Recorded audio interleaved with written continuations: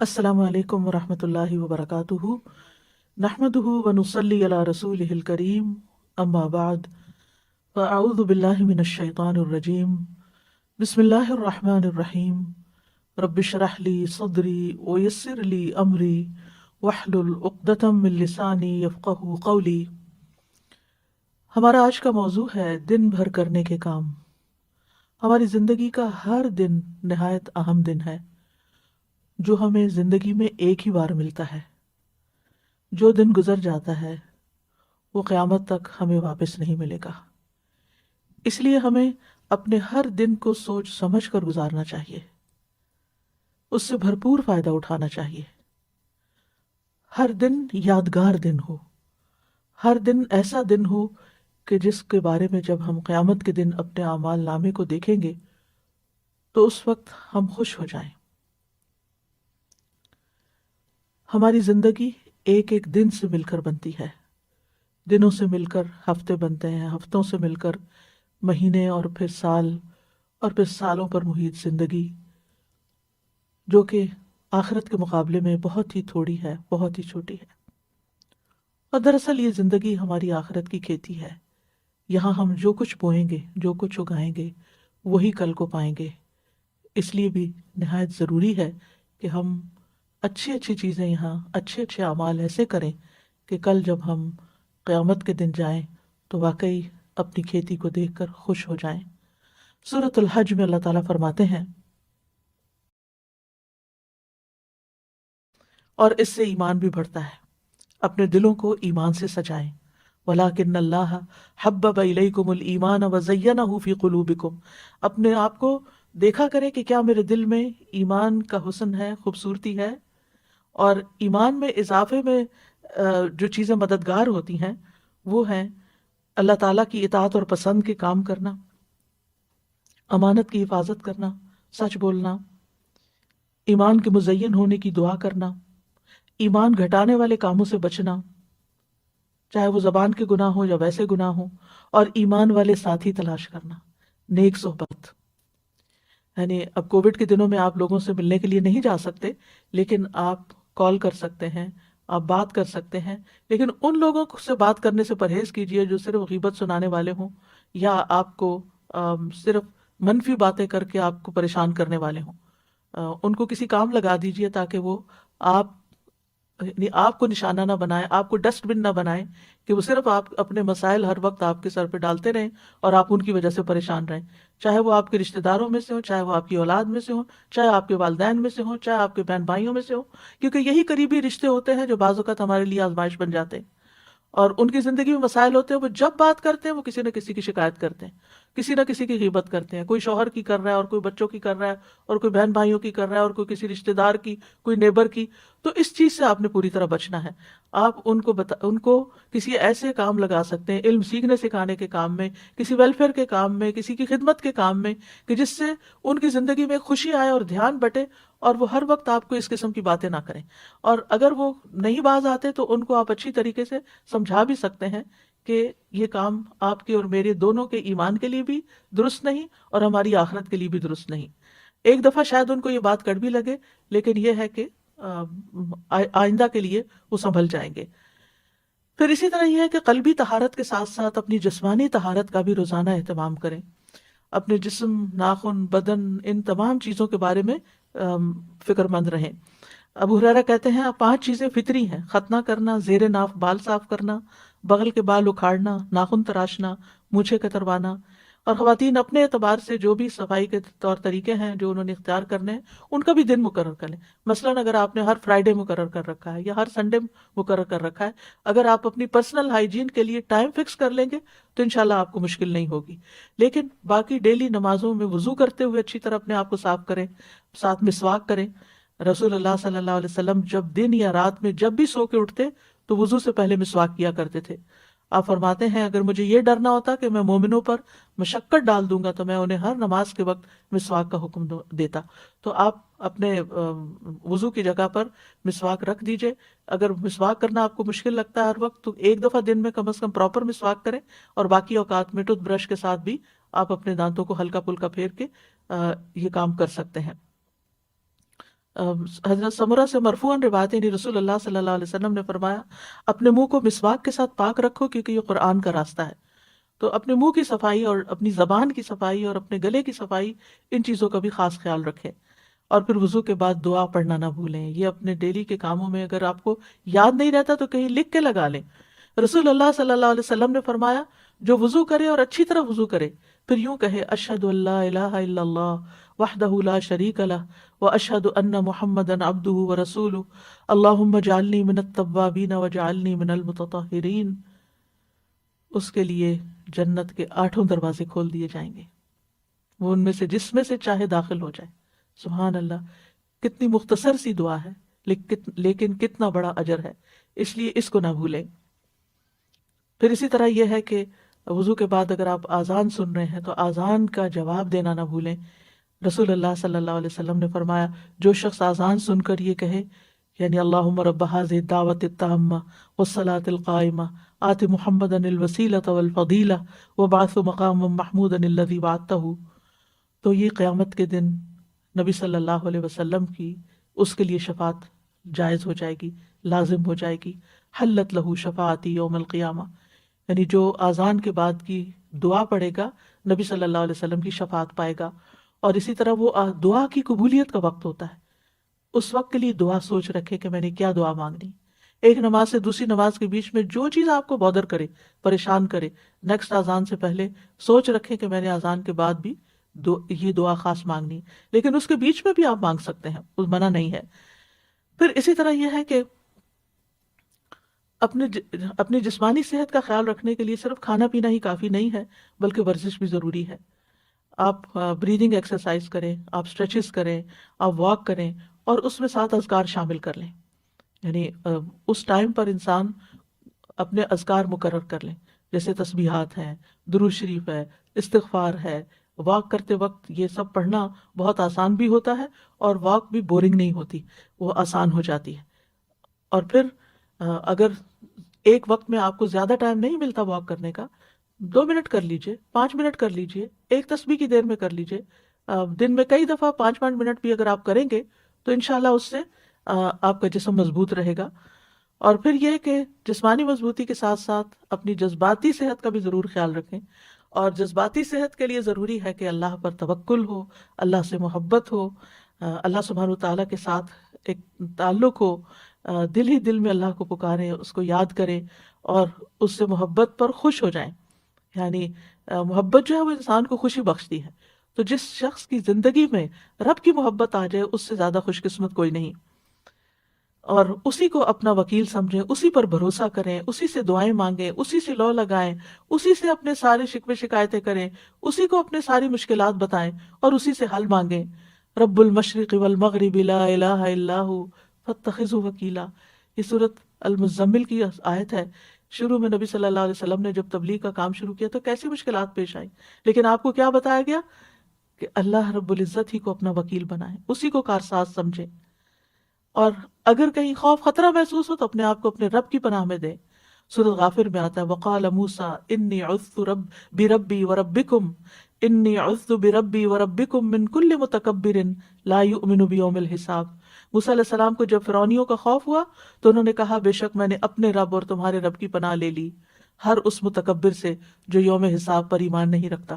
تو جو چیز آپ کو کسی انسان کی طرف سے کوئی خوف محسوس ہو، کہیں پریشانی محسوس ہو، تو فوراً اس آیت کو پڑھ کر بلند آواز میں اپنے آپ کو تسلی دیں۔ حقیقت یہ ہے کہ قرآن مجید کے ساتھ اگر آپ کا تعلق مضبوط ہو تو آپ کو روزانہ کے مسائل کا حل اس میں ملتا ہی چلا جائے گا، اور حالات جس طرح کے بھی ہوں اللہ کی رحمت سے پر امید رہیں۔ اور اللہ کی رحمت کس کے قریب ہوتی ہے؟ محسنین کے۔ ان رحمت اللہ قریب من المحسنین۔ چاہے آپ طوفانوں کی زد میں ہو پھر بھی اللہ کی طرف رجوع کریں۔ موسیٰ علیہ السلام کی قوم آگے سمندر تھا اور پیچھے فرعون تھا، پریشان ہو گئی تو موسیٰ علیہ السلام نے کہا قال کلا ان معی ربی سیہدینی، ہرگز نہیں، پریشانی کی بات ہی نہیں، بے شک میرے ساتھ میرا رب ہے، وہ ضرور مجھے راستہ بتائے گا۔ اسی طرح کام کاج کے دوران غور و فکر جاری رکھیں، ذکر جاری رکھیں، اللہ سے دل دل میں باتیں کرتے رہیں، دعائیں کرتے رہیں۔ عقلمند لوگ قرآن مجید میں ان کو بتایا گیا الذین یذکرون اللہ قیاما وقعودا وعلی جنوبہم وَيَتَفَكَّرُونَ فِي خَلْقِ السَّمَاوَاتِ وَالْأَرْضِ رَبَّنَا مَا خَلَقْتَ هَذَا بَاطِلًا سُبْحَانَكَ فَقِنَا عَذَابَ النَّارِ۔ کون ہے عقل مند لوگ؟ وہ جو کھڑے بیٹھے اور لیٹے اللہ کو یاد کرتے رہتے ہیں اور آسمانوں اور زمین کی پیدائش میں غور و فکر کرتے ہیں اے ہمارے رب، اور کہتے ہیں اے ہمارے رب تو نے یہ سب کچھ بے مقصد پیدا نہیں کیا، تو پاک ہے، ہمیں آگ کے عذاب سے بچا۔ اور خاص طور پر جب آپ کچن میں کام کر رہے ہوں، کوکنگ کر رہے ہوں، اس وقت روزانہ کوشش کریں کہ آگ کے عذاب سے پناہ کی دعا کریں، کیونکہ وہاں آگ قریب ہوتی ہے تو انسان کے پھر دل سے دعا نکلتی ہے۔ یعنی اس سے بہتر موقع کوئی نہیں ہوتا کہ جب انسان آگ سے بچنے کی دعا کرے۔ تو کہنے کا مطلب یہ ہے کہ ذکر صرف مصلے پر نہیں ہوتا، ذکر چلتے پھرتے اٹھتے بیٹھتے کام کاج کرتے آپ کی زبان اللہ کے ذکر سے تر رہے، اور کیونکہ اللہ کا ذکر جو ہے کثرت سے کرنا کامیابی کا باعث ہے۔ سورۃ انفال میں آتا ہے وَاذْكُرُوا اللَّهَ كَثِيرًا لَعَلَّكُمْ تُفْلِحُونَ، اور اللہ کو بہت زیادہ یاد کرو تاکہ تم فلاح پاؤ۔ الا بذکر اللہ تطمئن القلوب، سن لو اللہ کی یاد سے دل اطمینان پاتے ہیں۔ اور سب سے افضل ذکر کیا ہے؟ لا الہ الا اللہ، خصوصاً جب دل گھبرائے تو کثرت سے پڑھے لا الہ الا اللہ۔ اس کا یہ مطلب نہیں کہ صرف ایک تسبیح کر کے رکھ دیں، اٹھتے بیٹھتے بھی لا الہ الا اللہ، اللہ اکبر، الحمدللہ، اللہ تیرا شکر ہے، سبحان اللہ، استغفر اللہ، یہ زبان پہ جاری ہوتے رہنے چاہیے تاکہ جب موت کا وقت آئے تو ذکر کرنے میں، لا الہ الا اللہ پڑھنے میں کوئی مشکل نہ ہو۔ پھر اسی طرح لا حول ولا قوت الا باللہ، رسول اللہ صلی اللہ علیہ وسلم نے حضرت ابو ہریرہ سے فرمایا لا حول ولا قوت الا باللہ زیادہ پڑھا کرو، یہ جنت کے خزانوں میں سے ایک خزانہ ہے۔ یعنی جنت میں اگر آپ کو خزانے چاہیے تو لا حول کی کثرت کر دیں، کثرت سے توبہ استغفار بھی کرنی چاہیے، کیونکہ استغفار سے رحمت کے دروازے کھلتے ہیں، دنیا کی ساری مشکلات حل ہوتی ہیں۔ اور پھر مسلسل استغفار گناہوں کو مٹاتا ہے، رزق کو کھینچ لاتا ہے، اولاد میں خیر و بھلائی ہوتی ہے، اور اللہ تعالیٰ دنیا کی نعمتیں بھی کثرت سے دیتے ہیں، جیسے کہ سورۃ نوح میں آتا ہے کہ آسمان سے بارشیں بھی برسیں گی، مال اور بیٹوں سے بھی تمہاری مدد ہوگی، اور اگر مال میں کمی ہے یا بیٹوں کی طرف سے پریشانی ہے تو وہ بھی اللہ تعالیٰ دور کرے گا، اور تمہیں باغات عطا کرے گا، تمہارے لیے نہریں جاری کر دے گا۔ پھر یہ ہے کہ دن بھر کے کاموں کو آپ آرگنائز کر کے کریں، یعنی اپنے آپ کو جتنا آپ ڈسپلن کریں گے اتنا ہی آپ کا دن زیادہ پروڈکٹیو ہوگا۔ وقت کا بہتر سے بہتر استعمال کریں۔ رسول اللہ صلی اللہ علیہ وسلم نے فرمایا دو نعمتیں ایسی ہیں جن کے بارے میں اکثر لوگ خسارے میں ہیں، ایک تندرستی اور دوسرے فراغت۔ بہت سے لوگ بہت سی چیزیں سوچتے ہیں لیکن کر نہیں پاتے، اور جب کرنے لگتے ہیں تو تھوڑی دیر میں دھیان ادھر ادھر ہو جاتا ہے اور پھر ہر چیز بکھر جاتی ہے۔ اینڈ آف دا ڈے انسان کہتا ہے میں نے تو کچھ کیا ہی نہیں، اور پریشانی پر پریشانی بڑھتی چلی جاتی ہے۔ اور چونکہ ہر انسان کی زندگی میں کوئی نہ کوئی امتحان ہوتا ہے، پریشانی ہوتی ہے، تو بعض اوقات انسان اس پریشانی میں اتنا مغلوب ہو جاتا ہے کہ جو بھی اس نے اپنے کام سوچے ہوتے ہیں وہ سارے ایک طرف رکھ کے کوئی ذہنی تفریح کا سامان کر لیتا ہے۔ اور آج کل تو بہت بڑا فتنہ ہے کہ موبائل ہمارے ہاتھ میں ہے، کوئی ڈرامہ لگا لیتا ہے اور کوئی گانا سننا شروع کر دیتا ہے، اور کوئی کسی طرح کی بھی ویڈیو دیکھ کے ایک کے بعد ایک شروع ہو جاتی ہیں، اور اس طرح جو کرنے کے کام ہے وہ سارے دھرے کے دھرے رہ جاتے ہیں۔ تو اس چیز کے بارے میں آپ نے بہت کانشیس ہونا ہے، کیونکہ انسان اگر ان چیزوں میں پڑا رہے تو چھوٹی چھوٹی پریشانیاں اس کو ڈسٹریکٹ کر سکتی ہیں، اور چھوٹی چھوٹی خوشیوں کا حصول اس کو ڈسٹریکٹ کر سکتا ہے، تو پھر انسان کا ایک دن بھی ضائع ہوا تو سمجھے اس نے بہت بڑا نقصان کیا۔ اور یہ کہانی سبھی کی ہے کسی نہ کسی طرح، اس لیے کارآمد اور نتیجہ خیز دن گزارنے کے لیے ضروری ہے نمبر 1، اپنے پورے دن میں جو کام آپ بے مقصد کرتے ہیں ان پہ غور کریں، ان کی لسٹ بنائیں کہ کون سے کام فضول کے کام ہیں جن کے بغیر بھی گزارا ہو سکتا ہے یا اس سے بہتر کام بھی ہیں۔ تو اپنے وقت کو گھٹیا کاموں میں نہیں گزاریں، بہتر کاموں میں گزاریں۔ دوسرا یہ کہ اپنے سارے دن کے کاموں کے نتائج بھی دیکھیں کہ اس کا رزلٹ کیا ہے، آؤٹ کم کیا ہے، میں نے جو اس چیز پہ اتنا وقت لگا دیا تو میں نے کیا کمایا، کیا حاصل کیا۔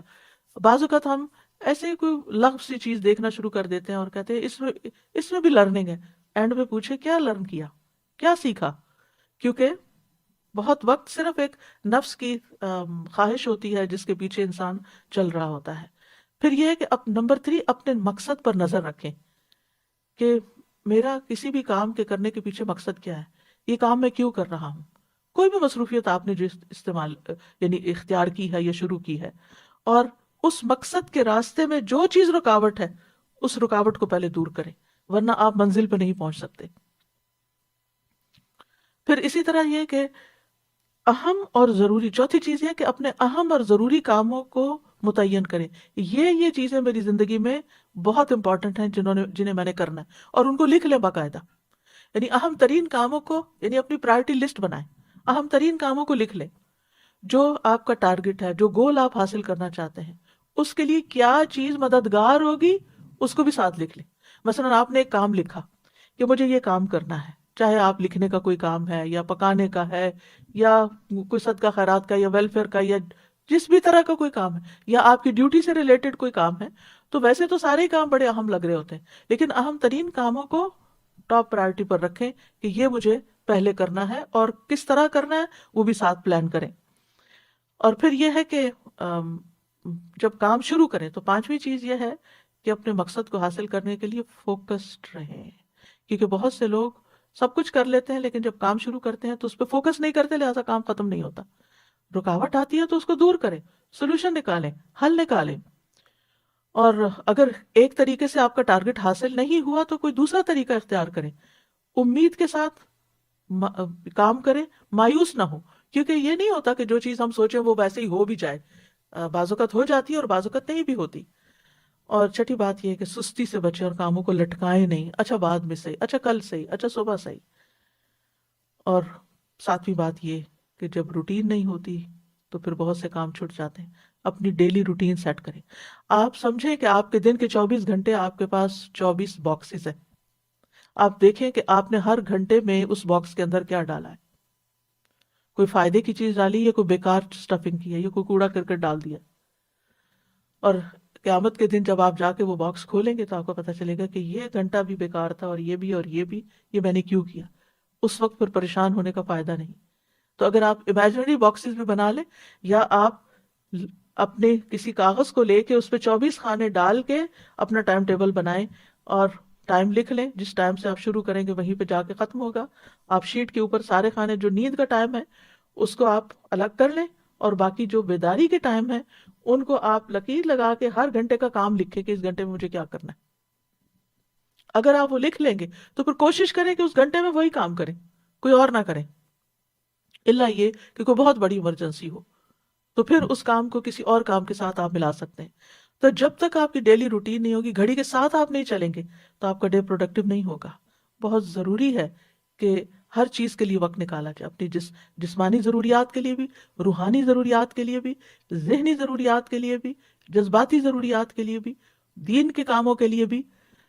اور پھر اس کے لیے اپنے نفس سے جہاد کرنا ہوگا، کیونکہ نفس ان النفس لامارۃ بالسوء، نفس تو انسان کو برائیوں پر بہت اکساتا ہے، اور نفس کے خلاف جہاد سب سے افضل جہاد ہے. نبی صلی اللہ علیہ وسلم نے فرمایا اللہ عز و جل کی ذات کی خاطر تیرا اپنے نفس اور خواہش سے جہاد کرنا افضل جہاد ہے. اور اس میں کبھی اپنی نیند کو قربان کرنا اور کبھی اپنی کسی پسندیدہ چیز کو قربان کرنا کہ نہیں اب اس چیز کا وقت نہیں. لٹرلی بہت دفعہ ایسا ہوتا ہے کہ جیسے پیاس بھی لگی ہوتی ہے یا بھوک بھی شدید لگی ہوتی ہے لیکن نہیں وقت ہوتا وہ کھانے کا، کھانے کے لیے وقت نہیں نکلتا کیونکہ اس سے زیادہ اہم کام کوئی اور ہوتا ہے.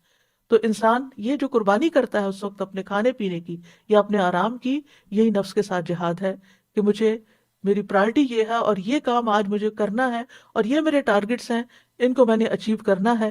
تو انشاءاللہ اللہ سبحانہ وتعالیٰ بہت آسانی کریں گے. اور کچھ چیزیں آپ پھر ملٹی ٹاسکنگ میں بھی لا سکتے ہیں، دو کام اکٹھے بھی کر سکتے ہیں تاکہ آپ کا وقت بچے. اور اگر آپ وقت میں برکت لانا چاہتے ہیں نا تو 5 نمازیں وقت کی پابندی کے ساتھ ادا کریں، کیونکہ ان الصلاۃ کانت علی المؤمنین کتابا موقوتا، بے شک نماز ایمان والوں پر ہمیشہ سے ایسا فرض ہے جس کا وقت مقرر کیا ہوا ہے. اور سب سے افضل عمل کیا ہے؟ نماز کو اس کے اول وقت پر ادا کرنا. نمازوں کے وقت کو ضائع کرنے والے کے لیے ہلاکت ہے. فویل للمصلین الذین هم عن صلاتهم ساہون. یہ کون لوگ ہیں؟ یہ وہ لوگ ہیں جو اپنے وقت کو ٹال کے نماز پڑھتے ہیں لیکن تاخیر سے پڑھتے ہیں، غیر ضروری کاموں میں زیادہ وقت لگا دیتے ہیں، نماز کی تاخیر کر دیتے ہیں، اور پھر اس میں جلدی جلدی نماز پڑھ کے اٹھ جاتے ہیں۔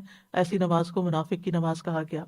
مصعب بن سعد سے روایت، انہوں نے کہا، میں نے اپنے والد سے کہا، اے ابا جان، آپ نے دیکھا اللہ تبارک و تعالیٰ کا یہ فرمان، الذین هم عن صلاتهم ساہون، تو ہم میں سے کون ہے جو نماز میں نہیں بھولتا، جس کے دل میں خیال نہیں آتے؟ انہوں نے کہا، اس کا یہ مطلب نہیں، اس آیت سے مراد وقت کا ضائع کرنا ہے، کہ انسان فضول کاموں میں لگا رہے یہاں تک کہ وقت ضائع کر دے، یعنی نماز کا اصل وقت چلا جائے۔ اس لیے نماز اپنے وقت پر، ایسا نہ ہو کہ فجر کی نماز قضا ہو جائے، اور ایسا نہ ہو کہ سوئے رہیں، کیونکہ نبی صلی اللہ علیہ وسلم نے اپنا ایک خواب بیان کرتے ہوئے فرمایا، آپ نے خواب میں دیکھا کہ ایک شخص تھا جس کا سر پتھر سے کچلا جا رہا تھا، وہ قرآن کا حافظ تھا، مگر وہ اس سے غافل ہو گیا اور فرض نماز پڑھے بغیر سو جاتا تھا۔ اور پھر نماز لیٹ کرنا جو ہے نفاق کی علامت ہے۔ منافق سورج کو دیکھتا رہتا ہے، جب شیطان کے دو سینگوں کے درمیان وہ ہوتا ہے، یعنی غروب ہونے کے قریب ہوتا ہے، تو اٹھ کر 4 ٹھونگے مارنے لگ جاتا ہے، اور ان میں اللہ کا ذکر نہیں کرتا۔ یعنی کہ جو منافقوں کے بارے میں قرآن مجید میں آتا ہے، وَلَا يَأْتُونَ إِلَى الصَّلَاةِ إِلَّا وَهُمْ كُسَالَىٰ، کہ وہ نماز سستی کے ساتھ پڑھتے ہیں، سستی کر کر کے پڑھتے ہیں، دیر سے پڑھتے ہیں، تھک کے، دنیا کے کاموں سے تھک کے پھر نماز پڑھتے ہیں، اور اس میں کوئی خشوع و خضوع نہیں ہوتا۔ نماز جو ہے قبر میں بھی ساتھ ہوگی، حفاظت کرے گی، نماز بندے کی حفاظت کرے گی، لیکن کس کی نماز؟ وہ جو اپنی نمازوں کی حفاظت کرتا ہے۔ والذین هم علی صلاتہم یحافظون۔ بندے کو جب قبر میں رکھا جاتا ہے تو وہ اور لوگ رکھ کے قبر میں دفنا کے جاتے ہیں، تو جانے والوں کے زمین پہ جو جوتوں کی آواز آتی ہے وہ بھی سنتا ہے۔ اگر وہ مومن ہوتا ہے تو نماز اس کے سر کی طرف آ جاتی ہے، روزہ دائیں طرف، زکوٰۃ بائیں طرف، دیگر نیک کام اس کے پاؤں کی طرف آ جاتے ہیں۔ تو جب سر کی طرف سے فرشتہ عذاب دینے کو آتا تو نماز اس کو روک دیتی ہے، اور اسی طرح باقی نیکیاں بھی۔ نماز کہتی ہے میری طرف سے آنے کا راستہ نہیں ہے۔ اس لیے کتنا ضروری ہے کہ ہم اس نماز کی حفاظت کریں، اور مرد خاص طور پر باجماعت نماز کی حفاظت کریں۔ اگر گھر میں 2 مرد بھی ہیں اور مسجد بہت دور ہے کہ ہر وقت نہیں جا سکتے، تو اکیلے اکیلے نماز پڑھنے کی بجائے جماعت سے پڑھیں، اور اگر گھر کی خواتین بھی ساتھ شامل ہونا چاہیں تو موسٹ ویلکم۔ اور اگر مسجد بھیج سکتے ہیں اور بچے چھوٹے ہیں، یعنی آپ خود تو نہیں جا سکتی لیکن ان کو مسجد لے جا بھی سکتی ہیں اگر آپ کے ہسبینڈ مصروف ہیں یا وہ اویلیبل نہیں ہے، تاکہ بچے مسجد کی عادت ڈالیں۔ اور پھر نماز کے وقت سے ذرا پہلے جائیں تاکہ نماز کی سنتیں ادا ہوں۔ جو شخص دن میں 12 رکعتیں ادا کرے اس کے لیے جنت میں گھر بنا دیا جاتا ہے، 2 فجر سے پہلے، 4 ظہر سے پہلے، 2 ظہر کے بعد، 2 مغرب کے بعد، اور 2 عشاء کے بعد۔ یہ 12 رکعتیں بنتی ہیں، اور آپ دیکھیے کہ اگر ہر روز آپ کے لیے جنت میں ایک محل تیار ہو رہا ہے، ایک محل تیار ہو رہا ہے، ایک محل تیار ہو رہا ہے، سوچیے آپ نے وہاں ہمیشہ رہنا ہے، ہمیشہ ہمیشہ، موت نہیں۔ سوچیے کبھی دل پھٹنے کو آتا ہے جب انسان یہ سوچتا ہے، اور ہر روز ایک نئے محل میں، ہر روز ایک نئے محل میں، کیونکہ اس نے دنیا میں اتنے محلات ہر روز سنتیں پڑھ کے بنا لی ہے کہ ہر روز اس کے لیے ایک نئی نعمت ہے۔ یہ وہ چیزیں جن کی دنیا میں لوگ تمنا کرتے ہیں، لیکن دنیا میں یہ سب کچھ نہیں مل سکتا۔ دن کی 12 رکعتیں ادا کرنے میں زیادہ سے زیادہ کتنا ٹائم لگ جائے گا؟ آدھا گھنٹہ۔ 2 رکعتیں پڑھنے میں 4 منٹ لگتے ہیں، اور 12 کے 24 منٹ، 6 منٹ اوپر لگا لیں، آدھے گھنٹے کی بات ہے، لیکن کتنا بڑا سودا ہے آپ کا، اور کتنا بڑا نفع۔ صرف 1 سال کے دوران جو سنت موقدہ پڑھتا ہے اور نہیں پڑھتا، اس کے درمیان 4320 رکعات کا فرق ہو جاتا ہے۔ 1 رکعت وتر پڑھنے اور نہ پڑھنے والے کے درمیان 365 رکعت کا فرق ہو جاتا ہے۔ چاشت کی 2 رکعتیں پڑھنے اور نہ پڑھنے والے کے درمیان 703 رکعتوں کا فرق ہو جاتا ہے، اور جو سنتوں کی پابندی کرتا ہے اور جو نہیں کرتا ان کے درمیان 5415 رکعتوں کا فرق ہو جاتا ہے، اور ہر رکعت میں 2 سجدے ہوتے ہیں۔ تو صرف 1 سال میں کتنے درجے کھو دیے انسان نے، صرف 1 سال میں۔ تو اگر 40 سال زندگی میں اس نے ہر روز اتنے سجدے ادا کیے تو قیامت کے دن کتنا اونچا مقام ہوگا۔ تو اس لیے اس کو نہ کھوئیں۔ شروع میں مشکل ہوگی، نفس پہ بھاری ہوگا، عادت نہیں نا، تو مشکل پڑے گی، لیکن اگر آپ ایک دفعہ اللہ سے اچھی طرح دعا کریں اور بار بار کریں، ایک دفعہ نہیں، ایک دفعہ شروع کر لیں، کچھ ہی دنوں میں آپ کا دل ہی نہیں لگے گا اگر آپ نے سنت نہیں پڑھی ہوگی. اور پھر یہ کہ ہر چیز میں اللہ سبحانہ و تعالیٰ کی طرف رجوع کریں. کوئی بھی پریشانی ہو، کوئی بھی ضرورت ہو، فوراً فوراً اس کی طرف توجہ. کیونکہ جو روگردانی کرتا ہے اللہ سے، تو اللہ سبحانہ و تعالیٰ اس کو، جیسے حدیث میں آتا ہے، حدیث قدسی میں اللہ تعالیٰ فرماتے ہیں: اے ابن آدم، اپنے آپ کو میری عبادت کے لیے فارغ کر لو، میں تیرے دل کو غنا سے اور تیرے ہاتھ کو رزق سے بھر دوں گا.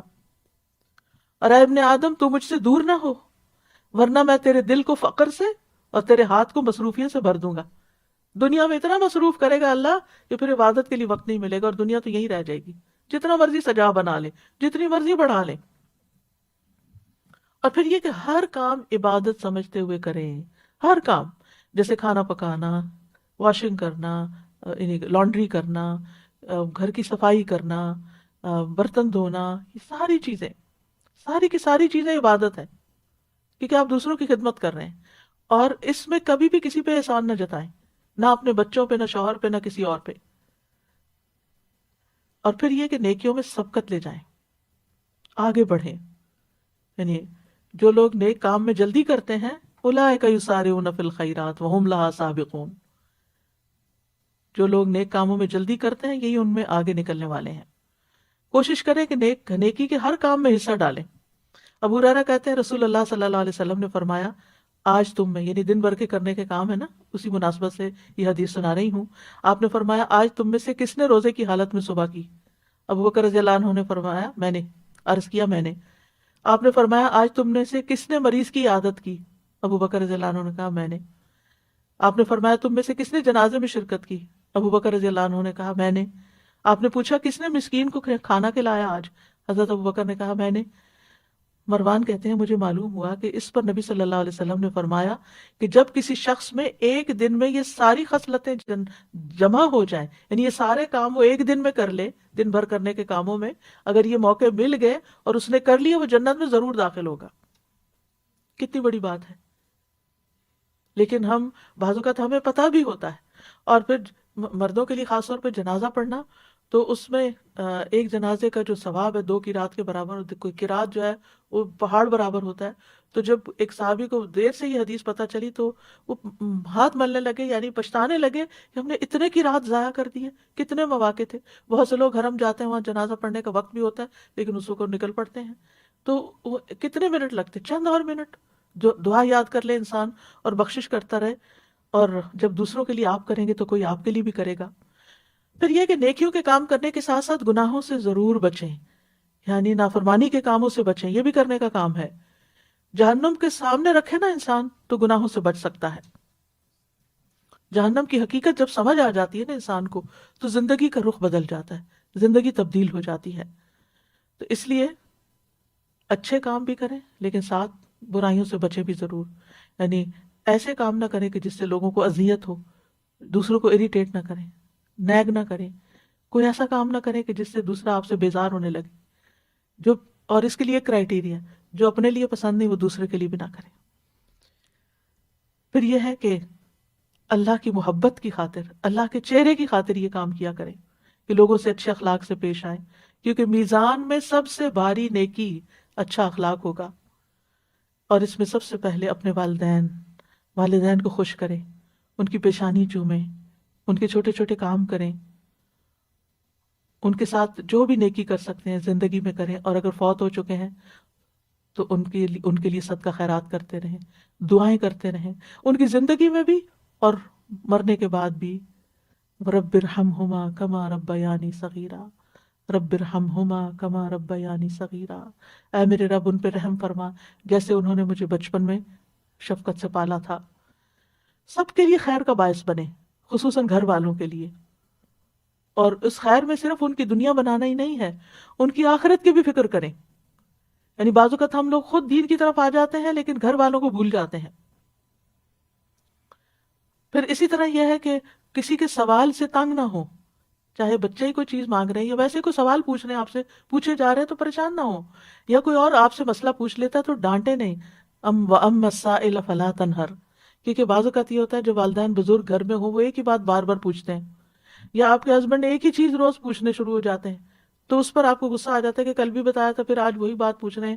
آپ تو اس لیے بہتر یہ ہے کہ اس وقت اپنے آپ کو کنٹرول کر لیں، اور یا جواباً سوال کر دیں کہ آپ کا کیا خیال ہے، آپ ذرا سوچیں، ذہن پہ زور ڈالیں، کیونکہ بعض اوقات وہ صرف بات بڑھانے کے لیے آپ سے وہی بات پوچھ لیتے ہیں جو پہلے بھی پوچھی ہوتی ہے. تو سوال سے تنگ نہیں ہونا. بچہ کچھ مانگ رہا ہے تو تنگ نہیں ہونا، شٹ اپ کال نہیں دینی کہ چپ ہو جاؤ تو میرا سر کھا گئے ہو، میں فارغ ہو کے دوں گی. نہیں، اپنا کام روک دیں، جا کے اس کی ضرورت پوری کر دیں اور پھر آگے بڑھیں. جہاں بھی بیٹھیں، جہاں بھی کھانے کی ٹیبل پہ بھی بیٹھیں، خیر پھیلانے والے ہوں، مبارک بن جائیں. کن مبارکن اینما کنتا، جہاں بھی ہو مبارک بنے. اور وہ کیسے؟ ابن قیم کہتے ہیں آدمی کی برکت یہ ہے کہ جہاں بھی مقیم ہو خیر کی تعلیم دے، اچھی بات زبان سے نکالے، اچھی بات کریں. اسی لیے نبی صلی اللہ علیہ وسلم کھانے میں نقص نہیں نکالتے تھے کہ وہ یعنی کہ ہو سکتا ہے آپ کو پسند نہ ہو لیکن دوسرے کو بھی آپ بدمزہ کر رہے ہیں کھانے کی شکایت کر کر کے. اور بچوں کی تربیت کے لیے کھانا کھانے کا وقت بہترین وقت ہے جب آپ ان کے ساتھ بیٹھ کر آپ ان کو کوئی اچھی بات بتا سکتے. لیکن اللہ کی خاطر اس وقت ان کی کھچائی نہ شروع کر دیں کہ دن بھر کے بعد اب ہاتھ آئے ہیں. بہت سے لوگ کھانے کی میز پہ بیٹھ کے ان کا حساب کتاب شروع کر دیتے ہیں اور ان کی سارے دن کی جو کام کاج ہے ان کی محاسبہ شروع کر دیتے ہیں، اور اس طرح سارے گھر والوں کا کھانا جو ہے وہ بدمزہ کر دیتے ہیں. اس سے بھی بچنا چاہیے.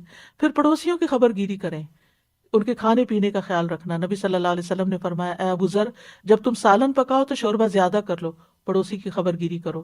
یعنی کسی بھی طرح اپنے اپنے کلچر کے مطابق آپ پڑوسی کا، اپنے دوستوں کا خیال رکھ سکتے ہیں. مریض کی عیادت اگر جا نہ سکیں، جیسے کووڈ پیشنٹس کا آپ وزٹ نہیں کر سکتے، فون پر عیادت کر لیں، میسج کر لیں، کیونکہ یہ بھی نیکی کے کاموں میں سے ایک ہے اور آج کل یہ نیکی کمانے کا بہت موقع ہے. پھر سلام کو گھر میں بھی عام کریں، باہر بھی اور گھر میں.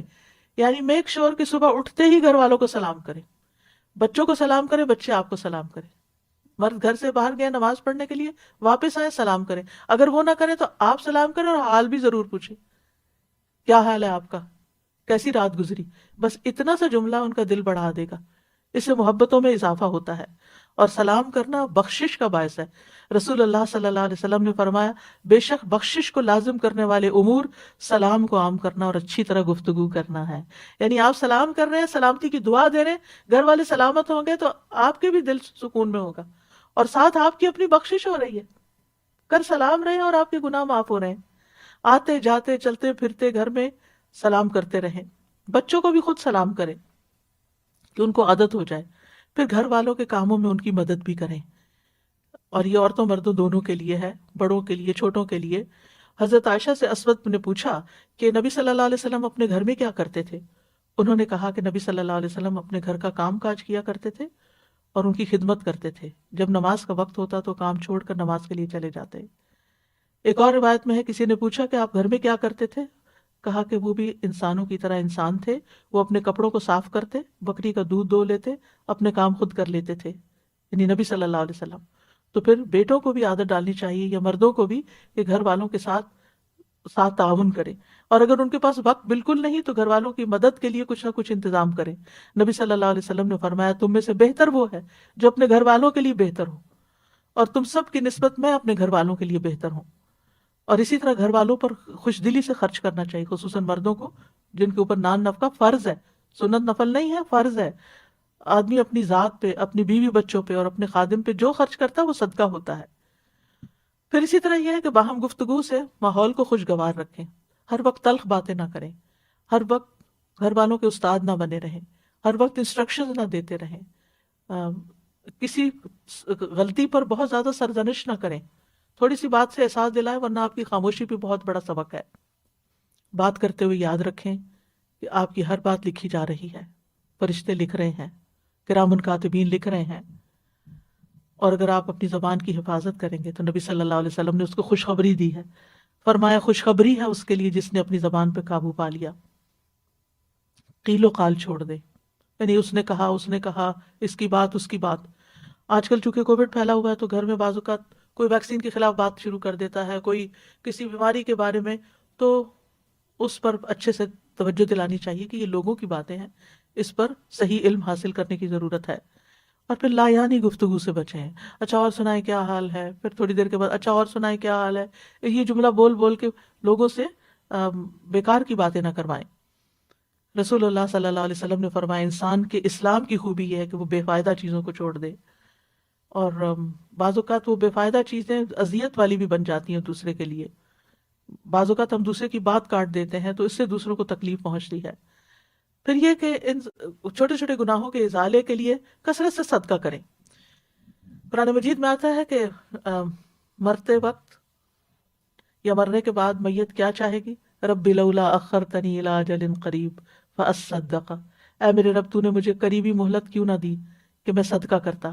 اہل علم کہتے ہیں میت صدقے کا اس لیے کہتی ہے کیونکہ موت کے بعد وہ صدقہ کا بہت بڑا فائدہ دیکھتی ہے کہ صدقہ کرتا تو میرے لیے آج کتنی خوشیاں ہوتی ہیں۔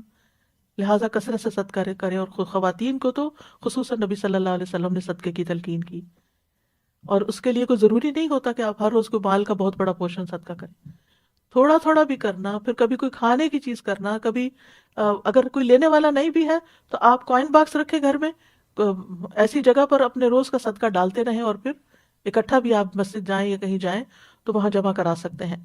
پھر خاص طور پر فقراء اور مساکین جو آپ کے اپنے خاندان میں ہیں یا آپ کے جان پہچان کے لوگوں میں ہیں، ان کے بارے میں فکر مند ہو اور اکٹھا کر کے ان کو بھی آپ بھیج سکتے ہیں۔ رسول اللہ صلی اللہ علیہ وسلم نے فرمایا مسلمان کا وہ مال کتنا عمدہ ہے جس میں سے کسی مسکین، یتیم اور مسافر کو دیا جائے۔ اور اسی طرح زائد ضرورت چیزیں جو ہیں گھر میں ان کو بھی نکالتے رہیں، ضرورت مندوں تک پہنچاتے رہیں، اور اس طرح دوسروں کے دل خوش کرتے رہیں۔ نبی صلی اللہ علیہ وسلم نے فرمایا مومن کو خوش کرنا، اس کا قرض ادا کرنا، اس کی ضرورت پوری کرنا، اس سے کسی مصیبت کو دور کرنا افضل اعمال میں سے ہے۔ یعنی کسی کا دل آپ خوش کر دیں گے تو آپ نے بہترین کام کیا۔ پھر اسی طرح بات بات پہ غصے سے بچیں، ناراض ہونے سے بچیں، ایٹیٹیوڈ دکھانے سے بچیں، قطع رحمی سے بچیں، چھوٹی چھوٹی باتوں پر بہت بڑا ری ایکشن ظاہر نہ کریں، دوسروں کو معاف کرنے والے بنیں۔ فاصفح الصفح الجمیل، صبر جمیل کے ساتھ ہی الصفح الجمیل آتا ہے۔ قرآن مجید میں آتا ہے ایمان والو تمہاری بیویوں اور بچوں میں سے، ازواج کا لفظ آتا ہے بیوی شوہر دونوں کے لیے ہو سکتا ہے، بعض تمہارے دشمن ہیں، سو ان سے ہوشیار رہو، اور اگر تم معاف کر دو اور درگزر کرو تو بے شک اللہ بھی بے حد بخشنے والا نہایت رحم والا ہے۔ لہذا بہت ضروری ہے کہ ہم گھر والوں کی غلطیاں معاف کر کے دل صاف کرتے رہیں۔ فرمایا تمہارے مال اور تمہاری اولاد تو محض ایک آزمائش ہے، اور جو اللہ کے پاس ہے وہ بہت بڑے اجر والا ہے۔ واللہ عندہ اجر عظیم، اور اللہ کے پاس بہت بڑا اجر ہے۔ کسی پر ظلم کرنے سے بچیں، مظلوم کی آہ سے بچیں، مظلوم کی بد دعا عرش تک جاتی ہے، چاہے وہ آپ کا بچہ ہی کیوں نہ ہو۔ دل کی سختی سے بچیں، کیونکہ محروم ہے وہ شخص جس کی نماز میں خشوع نہیں اور وہ روتا نہیں۔ کوشش کریں دن کی کسی نہ کسی نماز میں آپ کو رونا ضرور آئے۔ پھر اسی طرح برے خیالات اور بدگمانیوں سے بچیں، خود بھی سکون میں رہیں گے، دوسروں کے لیے بھی سکون کا باعث ہوں گے۔ بدگمانیوں کو دل میں جڑ نہ پکڑنے دیں، اسی طرح آپ غیبت سے بچ سکیں گے اور بہتان تراشی سے بچ سکیں گے۔ مشکل آ جائے تو صبر اور نماز سے مدد مانگیں۔ انبیاء کا طریقہ یہ تھا کہ جب کوئی پریشانی آتی فوراً نماز کی طرف لپکتے تھے۔ پریشانی اور غم میں لا الہ الا اللہ پڑھے، یہ عرش تک جانے والا کلمہ ہے۔ دعاؤں کو لازم کر لیں، اٹھتے بیٹھتے دل میں چھوٹی سی کوئی مشکل آ گئی نا فوراً دیر اینڈ دین دعا کریں، اور تنگی کے بعد آسانی کا انتظار کریں۔ ان مع العسر یسرا فان مع العسر یسرا، کیونکہ صبر کے مدد جو ہے صبر کے ساتھ آتی ہے، تنگی کے ساتھ ہی کشادگی ہے، اور سختی کے ساتھ آسانی بھی ہے۔ اور پھر اس طرح دن میں ان چیزوں پر عمل کرتے ہوئے جب رات ہو تو آپ کا آخری کام اللہ کا ذکر ہو۔ سونے کے مسنون اذکار جو ہیں، یعنی سوتے وقت کے مسنون اذکار، ان کو پڑھنا نہ بھولیں۔ سورۃ ملک پڑھیں، سورۃ ملک عذاب قبر سے بچانے والی ہے، ہمیں نہیں پتا ہماری یہ رات آخری رات ہو۔ اور پھر انسان اپنے آپ کو اللہ کی حفاظت میں دے کر سوئے، اگر باوضو سو سکیں تو بہت اچھا ہے، کیونکہ جب بھی آپ کی آنکھ کھلے گی اور آپ سائڈ بھی بدلیں گے تو فرشتہ آپ کے لیے دعا کرتا رہے گا، جو اس کام پر مقرر ہو جائے گا آپ کے لیے کہ آپ کے لیے بخشش کی دعا کرے۔ تو ایک مومن کا دن پروڈکٹیو دن ہوتا ہے۔ میں نے باقی روزمرہ کی روٹین سے متعلق باتیں اس لیے نہیں کی کہ ہر ایک کے اپنے دنیا کے کام جو ہیں الگ الگ ہیں، لیکن جب آپ اپنے کاموں کا اور عبادات کا وقت مقرر کریں گے اور نیکی کے یہ کام کریں گے تو انشاءاللہ خیر ہی خیر ہوگی، اور ورنہ وقت کا ضائع ہونا جو ہے وہ انسان کے لیے خسارے